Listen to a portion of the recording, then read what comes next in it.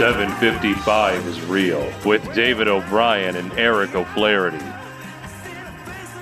Welcome back to 755 is real. I'm David O'Brien, Braves writer for The Athletic.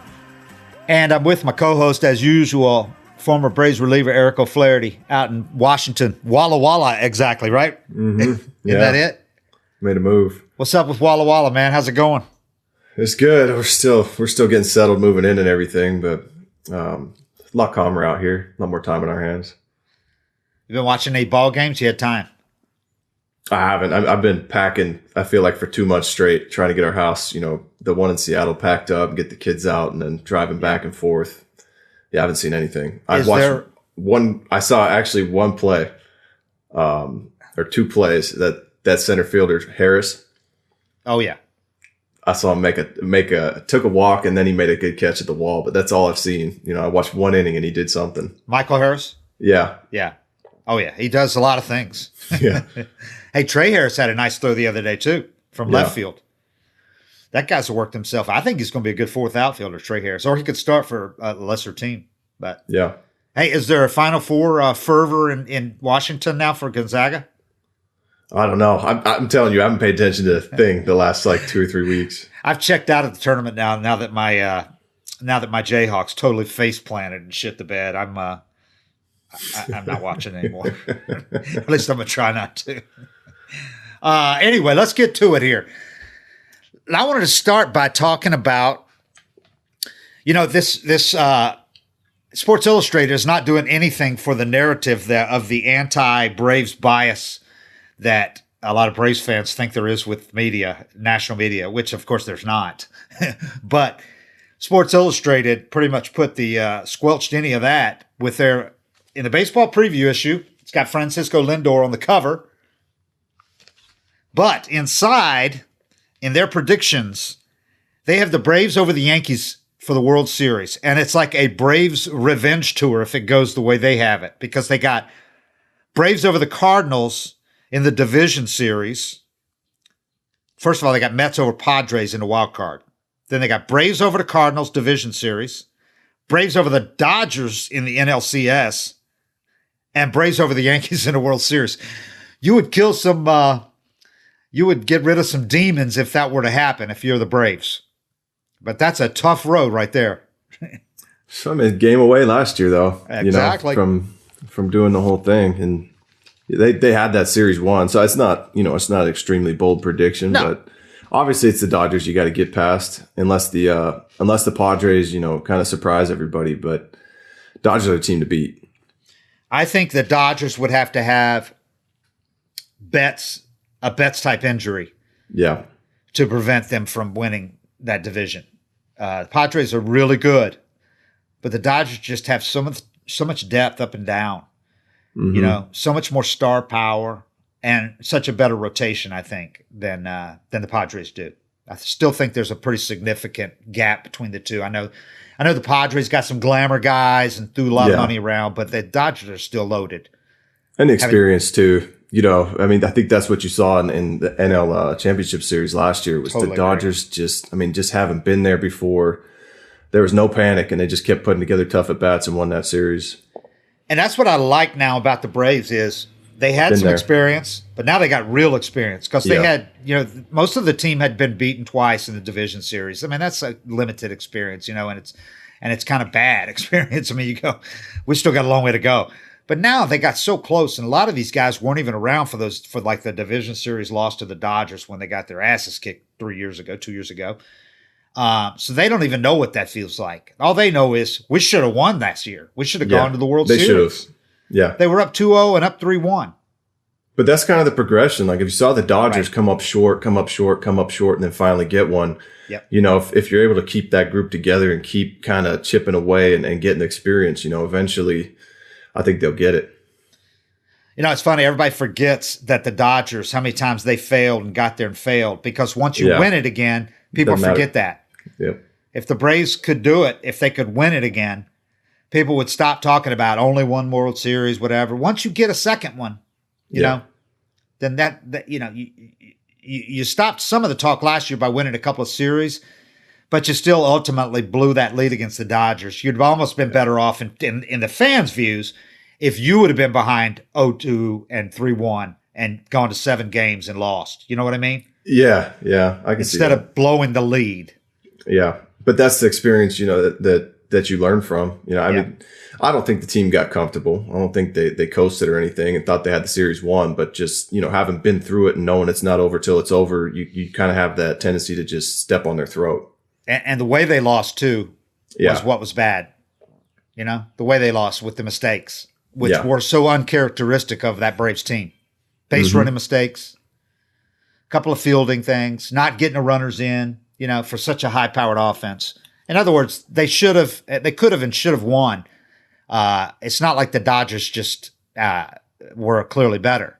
Braves should have won the series. And they did it with a starting rotation that was Max Fried and 3 rookies. Yeah. That's different now. You got to assume you're going to have Soroka this year, so that changes everything.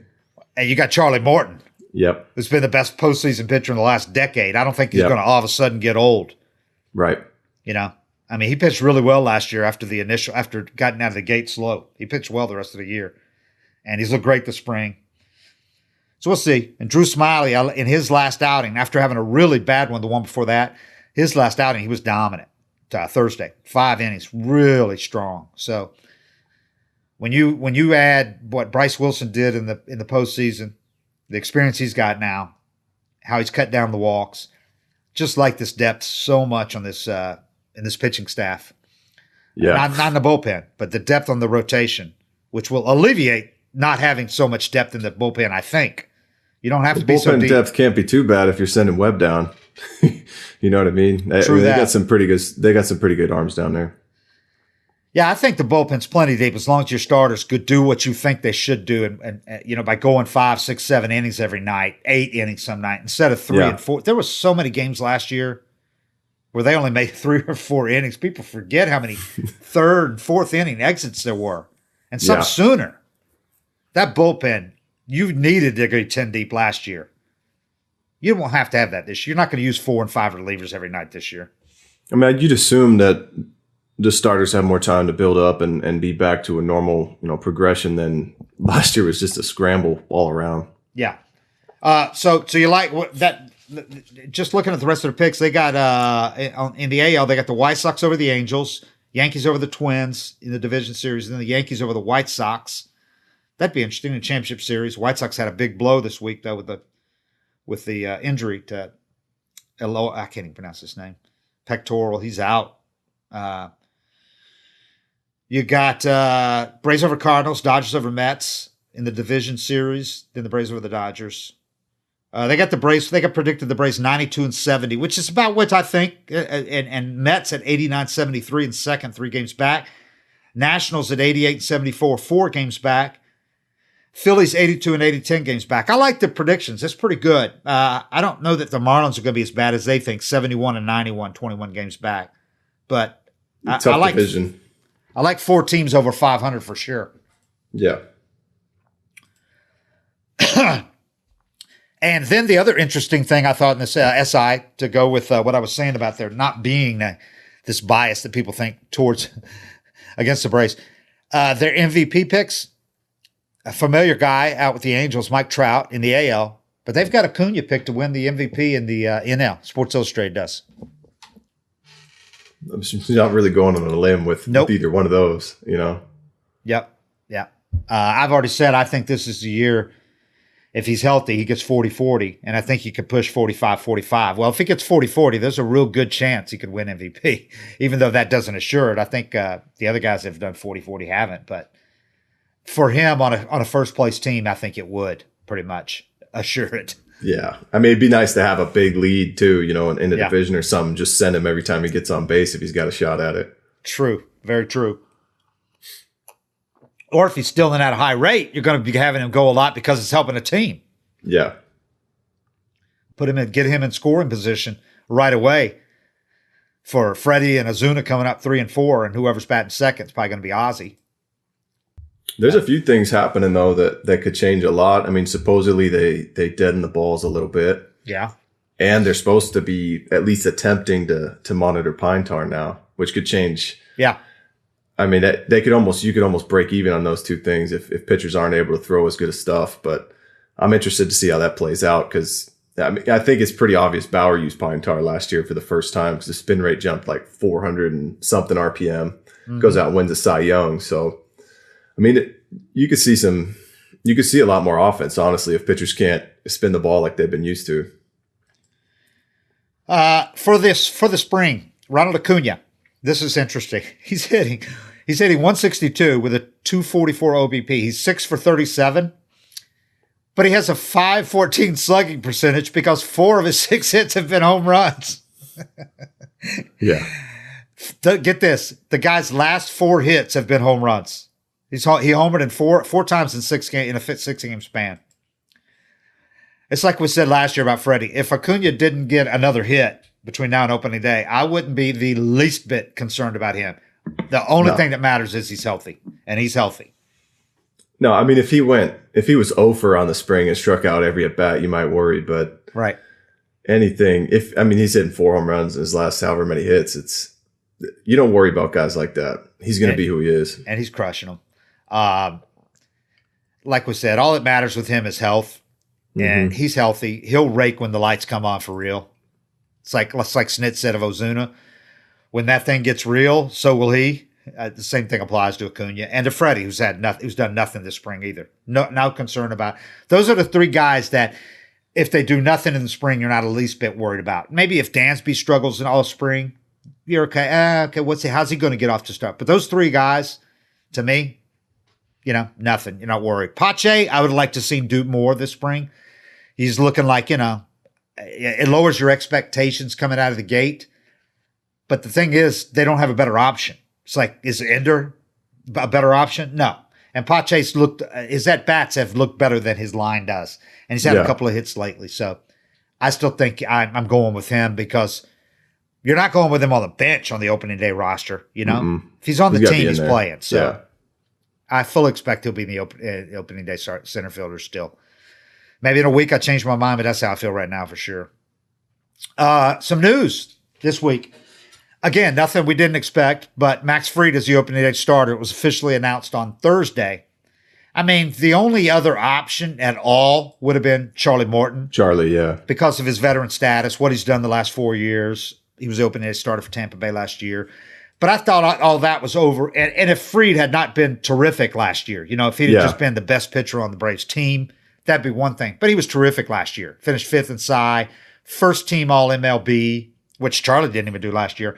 And what he did for the Braves last year, and Snitker confirmed this, what he did for the Braves earned him this spot. I mean, you had to give it to him. Yeah. But those are 2 things you kind of weigh is experience and somebody who's done a lot like Charlie or what Fried did for the team last year. And I think you give it to the guy that was here and did it. Because he saved their asses. I mean, if he doesn't step up and become the ace, and which he was doing even before Soroka got hurt, it would have been interesting if Soroka had not got hurt. I think the 2 of them would have both been, Cy Young candidates last year. But so it's going to be, I'm curious to see how Fried comes out of the gate this year because it's not a given that when Soroka joins this rotation that he's going to be, the best pitcher on the team. He might be the 3rd best behind Fried and Soroka and Charlie this year. And behind Ian Anderson. Yeah. If Ian pitches like he did last year, Soroka, at least initially, he might be the number 4 guy on this team. If he's better than Smiley.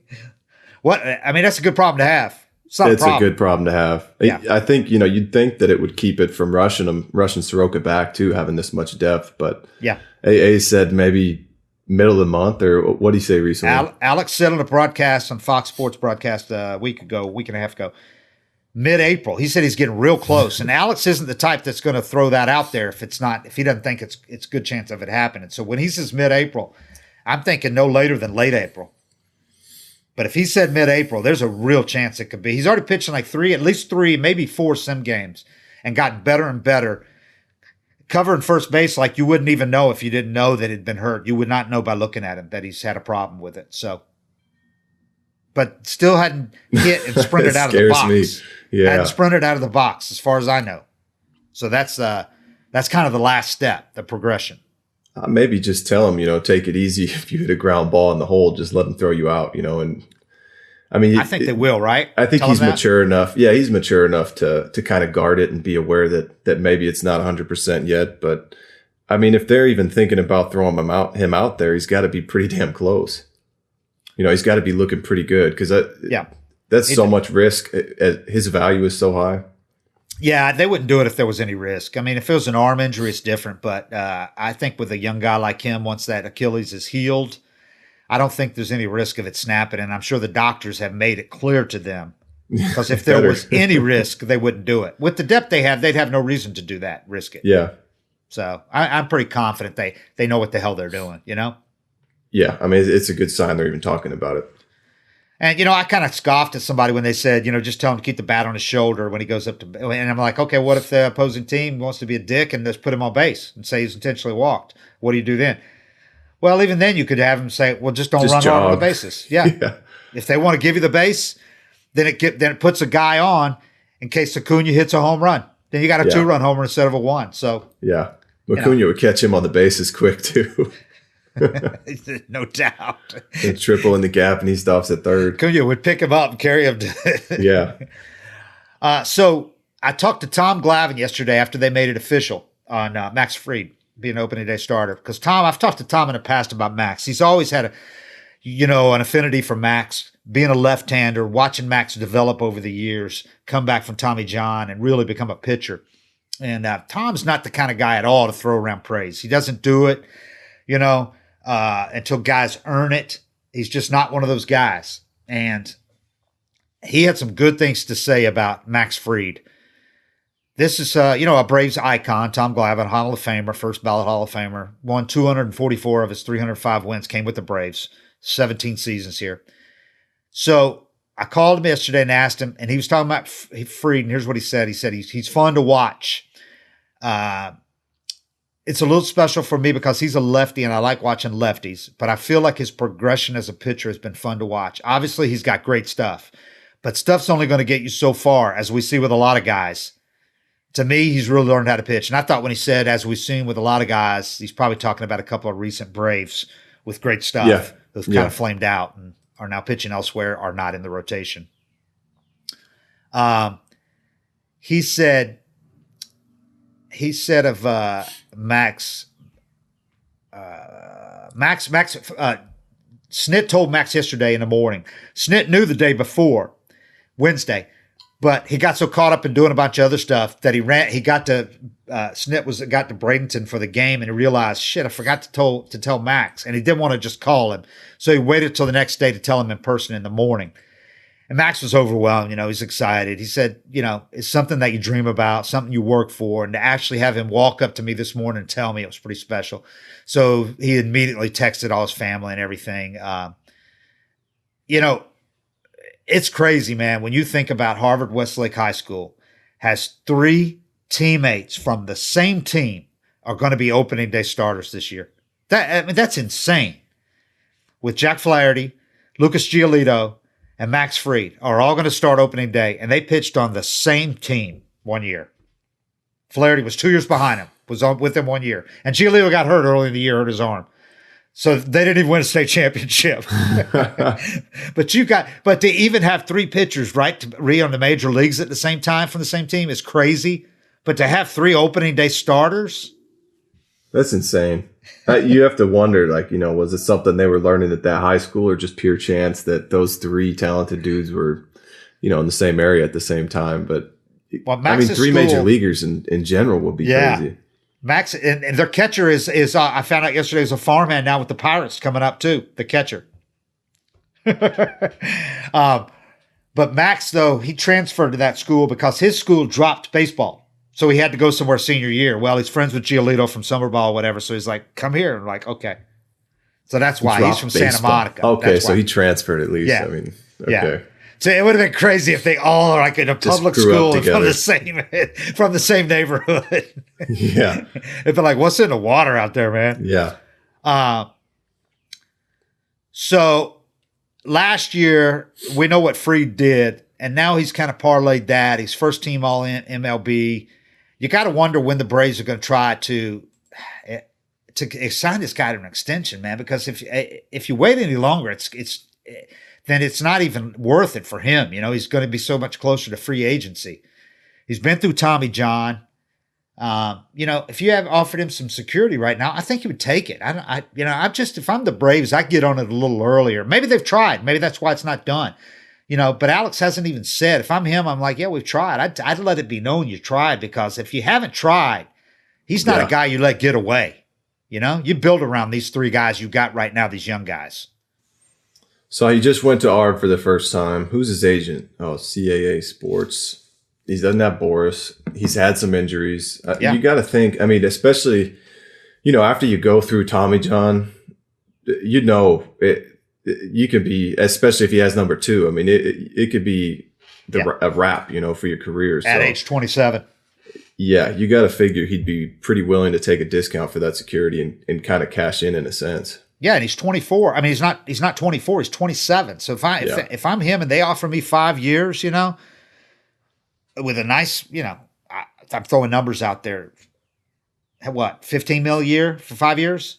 Give him 65, 70. That'd be tough to turn down. I'd take it if I'm him, Me too. As a pitcher. Yeah. If he's 30 years old and has a second TJ, God forbid. I don't want to be cursing him or anything, but man. And if I'm the Braves, even if you've got guys coming up, we've seen how many of those flame out. And we know what this guy's about mentally. Tough as nails, smart, and works his ass off. Like Ian Anderson and Soroka.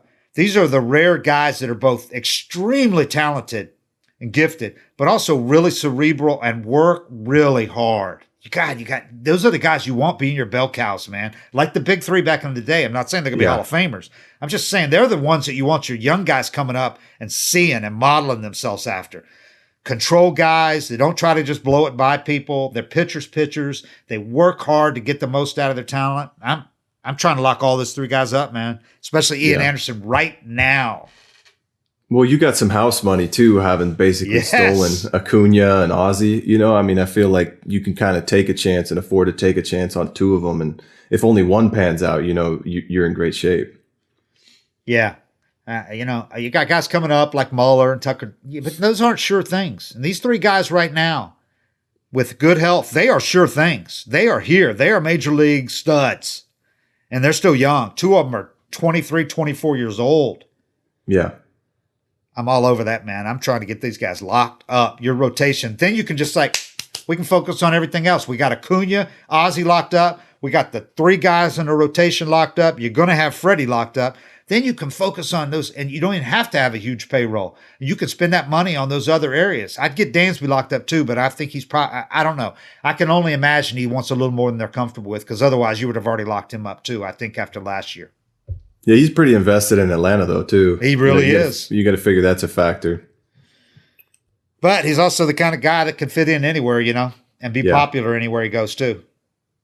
It's hard, man. It's a smart guy. No, yeah, he'll fit in. Yeah. It's a tough choice to make though. You have to think about the players after you. That's what the union always wants you to do. But then you're looking at, if you're Soroka, your Achilles blew out. If you're Freed, you've already had Tommy John. You got to, nobody sends you a check when you turn down a deal and then you get hurt. There's no bonus for playing it tough for the players in front of you. So from the Braves perspective, Dansby, you could look at Dansby and say, really good player. Last year, close to a great player, but that's a 60-game season.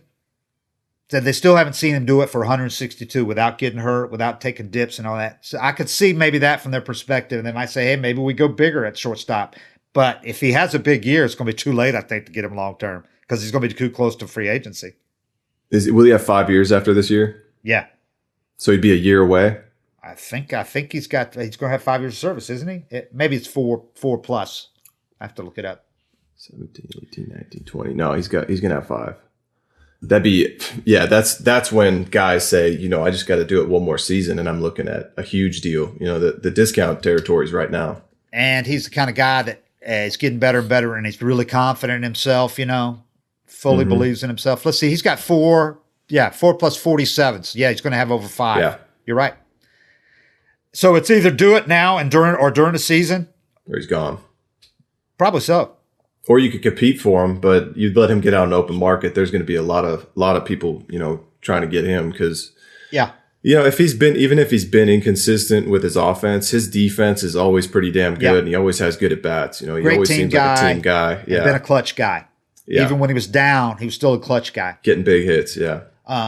But yeah, it's going to be nice to have that money too. And another guy, Pache, you're going to want to probably sign him long term, unless he just falls on his face. But I don't see that happening. He's the kind of guy you want to sign long term, like Acuna and Ozzy, to those big long deals. Then you're going to have, you already got Ozuna locked up. I mean, you're looking at a team that could be set for the next 5 or 6 years with a payroll still in the middle or slightly below or above. But you're not going to have to spend a lot higher than that too. You're not going to have to spend 250 million like those other.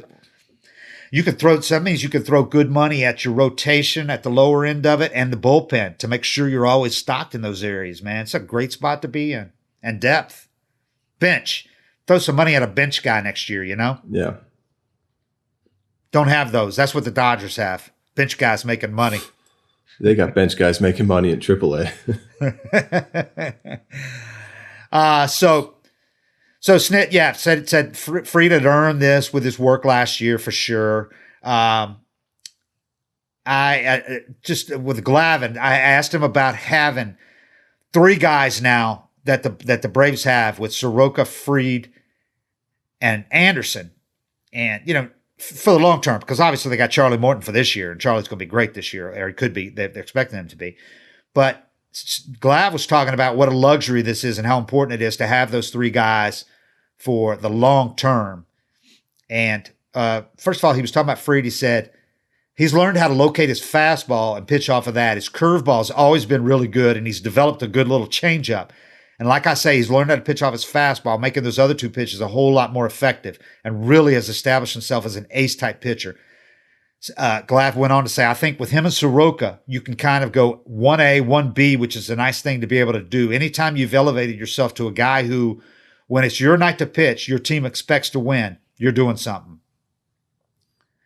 I'm trying to think of a team that had, I guess, DeGrom, Harvey, and Syndergaard's pretty comparable. But Syndergaard's always hurt. Yeah. 3 guys this young, though, and that good of a staff. I mean, they rode those guys to a World Series with half the offense the Braves have. Mm-hmm. Braves were, and speaking of, because Fried has said many times that the most important stat to him is, did his team win the game? I know it sounds old school and maybe people think it sounds silly, but he's not talking about did he get the win? Did the team win? Well, they were 10-1 in his regular season starts last year, 3-1 in his postseason starts. And in 2019, they were 22-8 in his starts. That's 35-9 in his 44 starts over the last 2 years. Fried starts. That's pretty good. 35-9. Yeah. And Glass said, like I said, when you're going into the ballpark and all your teammates know you're on the mound that night and they expect to win, that's a nice place to be. He said, in this day and age of everybody trying to figure out what defines a good pitcher, maybe wins or matter, maybe they don't, maybe this, maybe that. At the end of the day, if every time you go out there, the end result for your team is a good one, the more times than not, you're doing your job, and that's what it's all about. Yeah, I think, wins and whatnot it's an old school way, maybe analytically of looking at it, but I don't think I've talked to a starting pitcher that doesn't look at it as, I want to give my team a chance to win today. Right. That's never changed. And that should be your goal every time you show up to the park. Because it means you probably, unless you have a phenomenal comeback offense, fluky thing more often than not, it means you left your team in a good position when you left the game. They were either ahead or the game was tied. If you're getting the win, if your team is winning, or they were really close. Yeah. Every time. So you got Fried, who just turned 27 in January. He's older than people think because he has missed 2 full years with Tommy John, but he's only got like 300 and some innings pitched in the majors. Yeah. So that arm should be fresh as long as it stays healthy. But you got him 27. You got Soroka is 23 and Ian Anderson is 22. So I said to Glav, I think this is the rotation is in the best long-term position it's been in since the days of the big 3. With when Glav and Maddox and Smoltz were in their heyday and years together. And Glav said, it sure does. Anytime you can have 2 guys at the top of your rotation, you can count on, it's a luxury. If you can have 3, it's huge.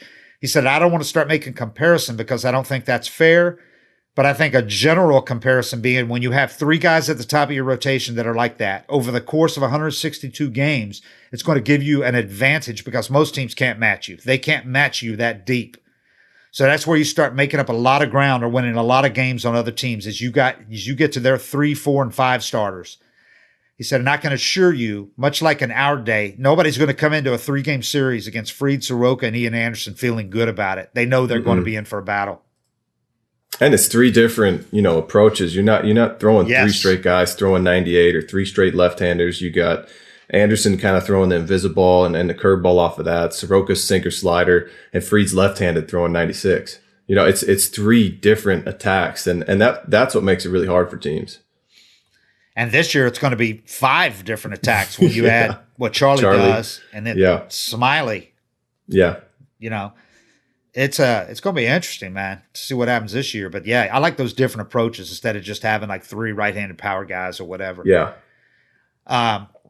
So you were talking about earlier, Jacob Webb got optioned. Kyle Wright and Jacob Webb both got optioned on Wednesday, but they got optioned for entirely different reasons. Kyle Wright got optioned because Bryce Wilson has pitched better this spring, clearly, and he's won the number 5 starter's job. Kyle struggled. He still got those 1 inning what goes sideways on him. He walks a couple of guys, gives up a hit, and that's just Snit hates that. The Braves hate that. Those walks, they hate those crooked number innings. Bryce Wilson looks like he really turned a corner last year with the late season start against the Marlins where they won the division, but then most importantly that start in Game 4 of the NLCS when he outpitched Clayton Kershaw. I mean, he was great that night. And this spring, he's looked like that guy, not dominant, but doesn't walk guys. It's solid. Just goes out there inning after inning. He's learned to stay within himself, to use a cliche. And he keeps attacking. Pitching to his strengths, yeah. Yeah. So he's a nice, reliable guy. Yeah, and he's riding that confidence from last year. When you do something like that, you go up against Kershaw in the playoffs, all of a sudden spring training's not so intimidating. Yeah. Where when you're first coming up and you're kind of the new guy and you haven't been in the league before, I remember his reputation was a bulldog, and then he came up firing strikes and got hit around a few times. That can hurt your confidence, but all of a sudden you do it against the Dodgers in the playoffs, and he's riding that confidence, and this is kind of what I expected him to do. And there's a difference between guys telling you your stuff's good enough, trust your stuff, and seeing but then you actually do it against the Dodgers on the big stage, and your stuff works. Yeah. Yeah, I mean, you're not facing a tougher lineup, a more focused lineup at any time than that. And once you succeed on that stage, now, the regular season teams, spring training, all that stuff, just now you can go to work and be confident. How much did it impress you when he gave up that solo homer in that game? What was it, 3rd inning? And then nothing else the rest of his 6 innings. Mm-hmm.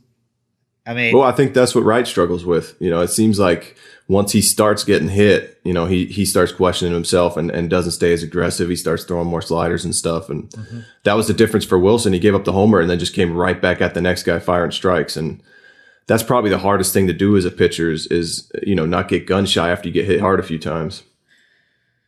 So Bryce Wilson will not pitch until the second time through the rotation because Snit said today, we're doing this on Friday, Snit said they're going to go with a bullpen game for that. The first time they would need a game, 5th starter is the 6th game of the season because there's an off day after opening day. So they wouldn't need a 5th till the 6th game, 7th day of the season. And they're going to go bullpen with that because then there's another off day before the home opener. Well, he's got to pitch in that bullpen game at least then, get some work. Well, yeah, it's too close. Yeah, they have that option thing where if you're optioned down, you can't come back to a certain date and all that. So they've got the guys, though, in the pen that can do that, depending on how they want to do it. But they could get a couple of innings out of Tomlin. You know who I'm thinking? A.J. Minter. Look what he did in the LCS. He went 3 innings against the Dodgers. He could, if he just gives you 2, gets you off, gets the thing going, then you're fine to get through that thing. Depends on who else makes the bullpen on those final spots. If it was a guy like Enoa, which I don't think it's going to be, but then you'd be fine. But I don't think it's going to be a guy like him. Anyway, they're going to wait till the second time through. Should give Bryce, the number 5 starter, 1 or 2 starts at least before Soroka comes back. And then barring injuries or whatever, Bryce will be the guy that drops down, I'm sure, and keeps pitching down at the alternate site and then AAA when they start their season. But that's getting ahead of ourselves. He was the most reliable guy over the spring over Wright, Huascar Ynoa, and Tukey, who had some real brilliant moments this spring. I mean, where, again, you saw the flashes. And we both like Ynoa, what he did last year. Yeah. He just had a couple of bad innings this spring, but otherwise he was dominant. And then Tukey had a couple of outings where he was like, okay, he looks like first rounder there, looks like he still could be a stud. I'd be surprised. Like they're starting Newcomb today on Friday. To me, it's like, I think they might be showcasing him for somebody that's interested in a trade for him. I would see them trading a guy like a Newcomb in a heartbeat, but I'd still be a little surprised if they trade Tukey just because I think he still might be good, might be really good, but you can't hold on to them all, obviously, but you can for this year when he's still got options if you want to do that. Wait till, to trade him if you want. I think a need would have to arise because when you look at the lineup, there's not, you'd be giving up a lot if you give up on Tukey right now. An injury would have to happen. You'd have to have a hole to fill before you think about trading him. Agreed. Yeah. Yeah. And you wouldn't do that for a bench piece, No. You can always do it in the off season. You can always do it at the end of the year when people are desperate if you are comfortable with where you are. But yeah, I think just watching Tukey in a couple of those outings, you're like, man, he still looks like he could be, no worse than a really good back end starter. No worse. But that's why I keep saying that I think it's tough for him that he's not with a worse team. Yeah. Because there's a lot of teams that would just focus on everything he'd done this year and he had a couple bad innings here and there and give him a shot. But as stacked as the Braves rotation is, to make this team, he would have had to have the best spring of his life. Yeah. With the track record and what Wilson done in the past and overstepping right after he had some good starts last year. He almost needs to be in an organization that has like 2 or 3 spots open and just gives him a shot to work through those outings at the major league level. Yeah, I mean, that's the problem. I mean, for a guy like him, you're not a guy like Tom Glavine who came up and they let you ride for a whole season with a 5 ERA or whatever it was. If Tukey had a whole season that he could pitch with a 5 ERA, he would learn tons. But the Braves can't do that. He'd probably finish it. Like the second half might have a 2.9 or something. Yeah. And really learn. But it's a tough spot to be in where every time you struggle, you're going back to AAA. It's a lot of added pressure. Yeah, Jacob Webb, you love him. I love him. The guy's going to be good, really good. He's good right now. And he's pitched well enough this spring to earn a job. To Snit's credit, he didn't even try to sugarcoat it. He said he got to sit down because he's got options left. We got guys who don't have options. They're trying to look at the depth over the whole season. They didn't want to lose a guy who's out of options, whether that's Grant Dayton, Luke Jackson, Nate Jones, the guy, the non-roster invitee that they're going to put on the roster from what I'm told. He's going to be announced today.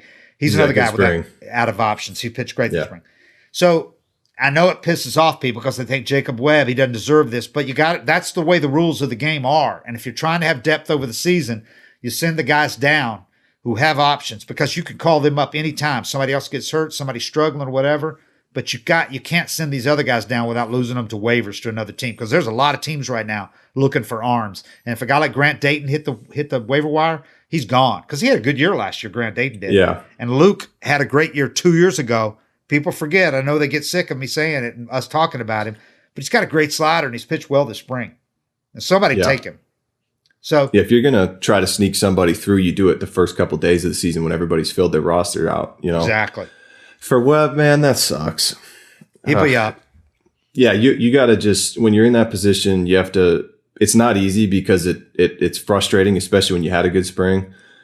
But the challenge is just to stay positive and be patient and know you're part of the big plan. And I think Snit kind of being out. I'm sure Snit, when he talked to him in the office, just told him like, look, this is just a tough break. You just got to wear this and stay ready. You're going to be up this year at some point. It doesn't make it any easier going down to AAA when you know you're ready for the big leagues. But that's the way it works. It's stay positive. But if you're in that spot and they tell you, dude, just to make this clear, you pitch well enough to be on the team and you be one of our guys and you're going to be one of our guys, but we have to send you down right now because we don't want to lose these guys.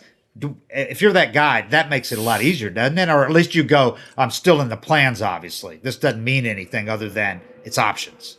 It just depends on the maturity, of the guy to be able to see that big picture because a lot of guys will think they're getting screwed over and sulk and they'll go down to AAA and act too good for it. And then you start getting hit around and you kind of spiral into this, tough situation for yourself. It's just a maturity thing. If you're able to look at it and understand you're coming back up, it's not that hard to swallow, but you'd be shocked how many guys could be told that and still be pissed off and think they're getting screwed over and wind up kind of digging themselves in a hole down there with their behavior. Well, he is really mature. And I think it really helps when you come from where he came from as opposed to being a high draft pick or a major college power guy. This is a guy who went to Riverside Poly High School and Tabor College in Hillsboro, Kansas. So, and he was a 18th round pick by the Braves in 2014.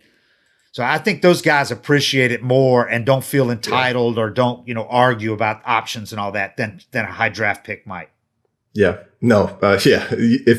When it's all about you and you're the prospect and all the stories about you, it's a lot easier to get away with that stuff. But he seems pretty tough up top, like he can handle it. It's a tough break. You just got to wear it. God, when I look at his stats, I have to look at him twice, dude, to think, good Lord, am I reading that right? He's made 44 regular season appearances. He's got a 1.06 ERA.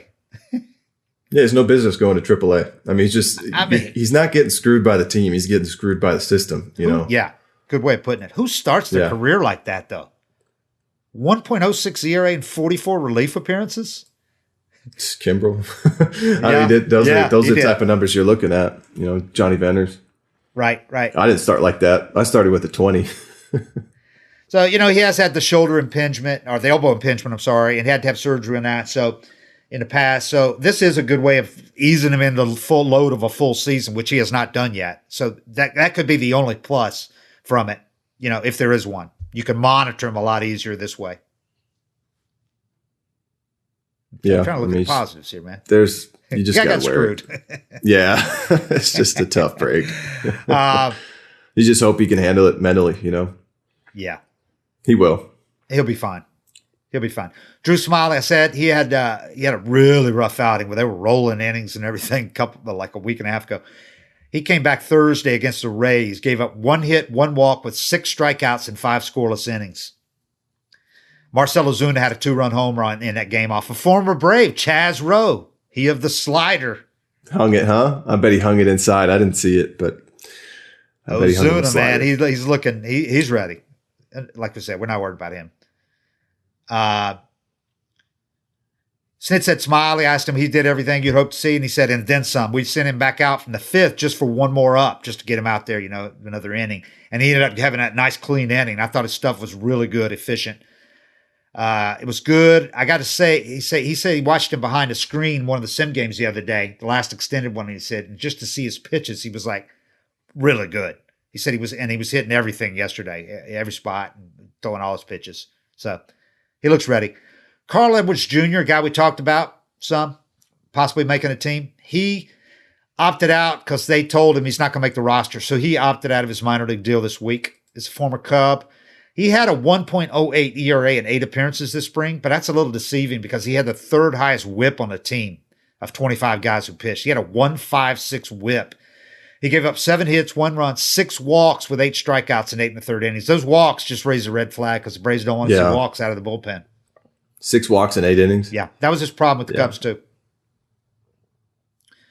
Kind of loses it when he walks somebody. Sometimes mentally he loses it and starts. And it's just that was what ended his run with the Cubs. It was really good for them for a few years. Had an injury and never was the same after. Had a few injuries, but did they offer him the 100?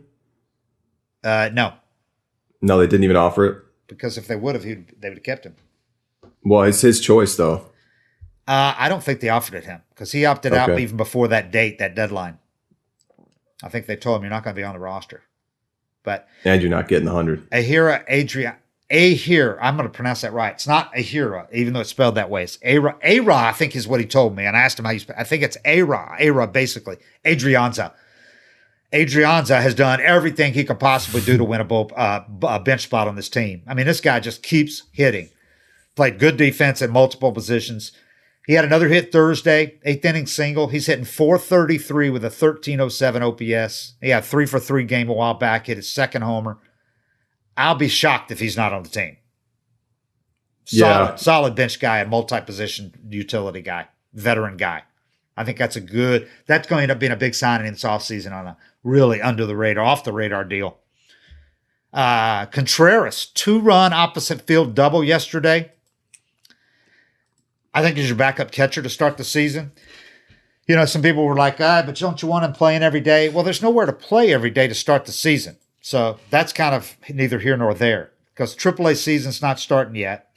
There's no minor league games going on yet because minor league camp just starts after the major league camp ends. So he would be down there playing sim games and everything. So no reason not to have him as your opening day backup catcher because he's outplayed Jackson. Jackson's hit well lately, hit a little better, but looked better at the plate. But he's still nowhere near Contreras as far as I'm concerned offensively. Contreras hit .267 with a .983 OPS and 6 ribbies in 20 plate appearances this spring. And a big one to me, he's had almost as many walks, 5, as he's had strikeouts, 6. This guy to me, with the opposite field power and the approach, I like him. And he's got a good arm too. Both him and Jackson got good arm behind the plate. I don't know how about communications. I'm not a pitcher, so I don't know, but I think it's gotten a lot better. I think that's a nice little backup, and he could be your future catcher if he has a good year. You got to see what he does. Yeah, when you mentioned not getting him his at bats and innings and having him play, but you're a major league team trying to win. If there's not a better option, that kind of goes to the wayside too. Yeah, I mean, if you were wanting him to play every day and Jackson was raking, and you saw him as a bigger long term piece, maybe you play it that way, but if he's the best option, you got to take him. You don't prioritize a guy's long-term career over winning now. Yeah, I think not for this team. And you need to decide because I think with Shea Langoliers coming up, who's terrific defensively and is starting to hit some. You could have a nice little combination there if you wanted to platoon him early, or if, I don't know how it's going to work out. It just depends. He's going to have to get used to backing up anyway. Is what you're saying? Yeah, he could. Yeah, because once Langoliers gets here, he's going to be a primary guy with that defense if he could just hit, but he's got to hit first. So, but one of those two guys probably is going to be your guy going forward, I would think. So, I asked Ned about Contreras. That opposite field power. How much does that impress you? And he said the kid's maturing and he's come a long way. He's got skills. He's maturing. He's getting better. He said he impressed me last year with what he did when he and Jackson started the year as the catchers when Flowers and Darno were both sick in that first road trip. He said, impressed me last year with what he did and where he'd come from. I had just seen him in spring trainings. And then last year in the second summer camp, he was pressed into service that first week of the season. And I thought he handled himself really well. He's just going to continue to mature and get better with experience because his skill set is too good to not get better. And playing that position, the more he does and the more years he gets behind him, the better he's going to be. Speaking of bullpen pieces, Chris Martin, dude. Whew. He struck out all 3 guys he faced Thursday in the 8th inning. He's pitched in 3 Grapefruit League games. He's pitched in a lot of sim games and live BP. But his 3 Grapefruit games, he's retired all 9 guys, struck out 6 of them. No walks. I don't know. I think they go in with Smith. With Will Smith as the primary closer, but I think Chris Martin's going to, when the matchups are right, or whatever, I think Chris Martin's going to get some closing opportunities as well. Unless Will Smith just comes out and he's perfect, right, just dominant. But you don't need to pitch Will Smith 3 days in a row right off the bat at all when you got Chris Martin. Yeah, that's something that you just talk to your bullpen guys and kind of learn their character because I don't think there's as many anymore, but there used to be a lot of closers that would not, their ego wouldn't let them accept throwing in the 8th inning when it fit them better or anything like that. They had to be the 9th inning guy, but I don't think there's too many guys like that left. I think everybody's pretty open. I don't see why you wouldn't. If you had 3 lefties coming up in the 8th, just have Smith handle it and flip-flop the 2 guys. But yeah, that's just knowing your pen and knowing their character. And you got to have guys that want to win, Another guy we've talked about so much about his value that I think sometimes its value is not quite understood on the field. Everybody knows Josh Tomlin, how important he's been off the field. I mean, AJ Minter credits him with turning his whole career around. And he's like a coach, a proverbial figurative coach on the field, second bullpen coach. But his value on the field was exemplified, I thought, yesterday. Tyler Matzik had his first really rough outing this spring. Gave up a leadoff homer, walked the next 2 batters in the 7th inning. Got 1 out. He got a fielder's choice. But that's when they brought Tomlin in. He got the last 2 outs of the inning without any damage. Goes through a double play in the next inning. Faced 5 batters, got 5 outs, 2 strikeouts. And then I asked Snit about it, and he goes, that's what he does right there. Exactly. In the course of the season, he can do that, get you to the next at bat, then be ready to go again tomorrow. Something we don't talk about a lot is when you struggle in the pen and you wind up giving up a few base runners and somebody else comes in for you, you can get out of there not feeling too bad about yourself if the guy behind you cleans it up. Yeah. But when it turns into a 3 or a 4 spot, I mean, that crushes your confidence, and you got to ride that. Now you have a 4 ERA or something like that. Yeah. That's the other side of Tomlin, not just saving innings, and eating up innings and saving those situations, but what it does to the mentality of a guy like Matzik if he gives up a 3 spot. Yeah. And he seems to always come into those jams and maybe he's not perfect, but he at least contains it and minimizes the damage. What that does for guys' mentality as a whole to never give up those runs they leave on base. I mean, that could change your season.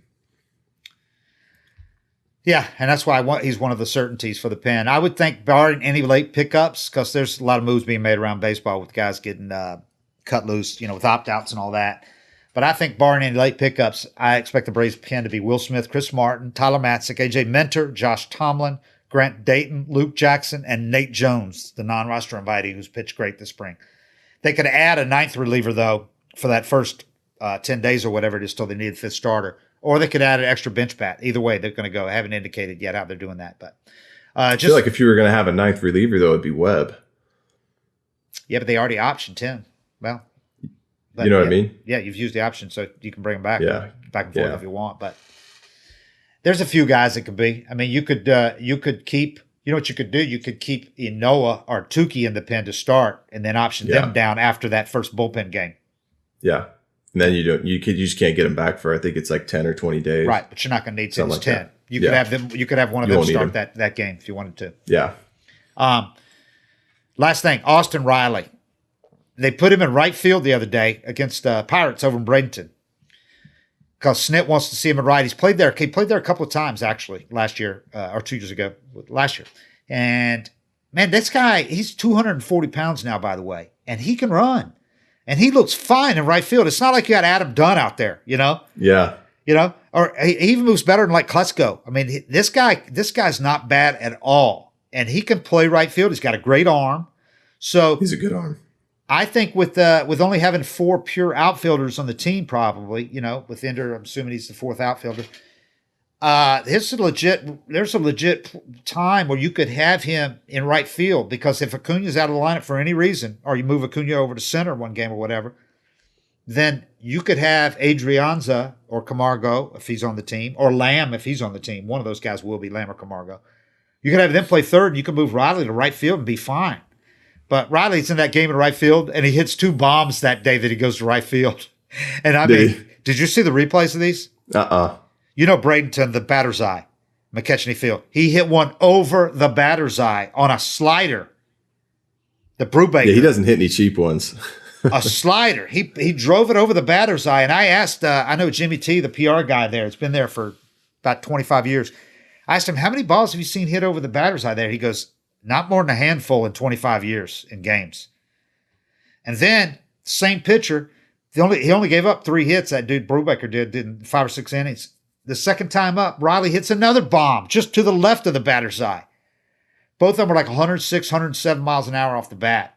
I mean, they were crushed. The other one was a fastball right over the middle. I mean, it was like on a tee. But this guy's got a good arm too, Brubaker. He's throwing mid-90s with a good slider. Yeah. But Reilly was all over it. So that was a good sign, Austin. A good sign for Austin Reilly. I've never seen a ball hit harder than the one he hit off of training in the playoffs last year. God. Yeah, he's hit some a ton. Yeah, he had one at, there's no question. One at Citi Field went a ton. Yeah, third deck. Yeah, but the one they talked about in minor leagues reminded me of the batter's eye in Bradenton because he hit one in the minor leagues at Charlotte. They got a huge scoreboard in left center in Charlotte, and he hit one over that, and people were like, "Where'd it land?" I go, "Over the scoreboard." It was like they were saying that was a 500-footer. So anyway, that's we got 1 week left down here before spring training, and it's going to be interesting that we're going to know the roster here real soon. I like where the Braves are sitting. Most importantly, they got through the spring without, knock on wood, any major injuries, and that's always the most important thing because you see some of these major injuries around baseball, and they've avoided that with even minor guys. But last year, when you think about the pitching rotation, what was the stuff that was going on, starting with Cole Hamels, before he even showed up, to get through spring training so far, And I think they're really smart about it too, using these guys in, sim games, controlling everything for a lot of guys. They've kind of babied some guys through this thing, get them to opening day. It's worked so far. I like where they're sitting though. With their depth, they need to do that, and it's worked so far. And we haven't seen a ton of offense from them, but you're seeing more of it now when they're playing the regular guys. And Snit said in the last 4 or 5 games, he's probably going to play his real lineup like most of the game all the way through. So that'll be a lot more representative sample. Yeah. Well, that's the other thing I was going to bring up is when the guys are only getting 2 at-bats, that might be a day they wind up hitting a homer in their 3rd at-bat and they don't take it. Right. So that's another reason why it's hard to worry about guys that aren't getting their 4 at-bats they're used to. That how many times do you see a guy have a couple rough at-bats his first 2 and then win the game with a homer in the 7th? Right. Yeah. So it's just hard to gauge. Yeah. They were getting like 2 or 3 at bats and getting them like every other day, Yeah. Oh, I just saw a quote I had written down that the Pirates broadcaster on that, because they showed that game on MLB Network, the Pirates broadcaster when Reilly hit that home run, because they were talking about the Braves' depth and how they were trying to do the same thing there. We're building it here. Right when he said that, Reilly hits that bomb and that guy goes, "Oh, that's a grown man home run." I bet it was. That's a country strong boy right there with Austin Reilly. He's 6'3", 240, and he's got one of those bodies that's just like, it looks like he's been baling some hay. Yeah. He's put together, and it's not like from the Nautilus machines. No, he's just built like that. Yeah. With big hips, big legs. Yeah. He looks like he carries 240 easily at 6'3". I mean, easily. Oh, he's one of those guys that if he wanted to, he could get in the weight room and shoot up to 260 and be jacked. Yeah. That's just his frame. So, all right, that's it. We're out of here. We'll be back next week, and then we'll be going to 2 shows a week real soon. So stay with us. Don't abandon us for Moilo's show. And I listen to both. You should listen to both when Moylan starts his show. They'll be complimentary. Yeah. All right, 7:55 is real. We're out.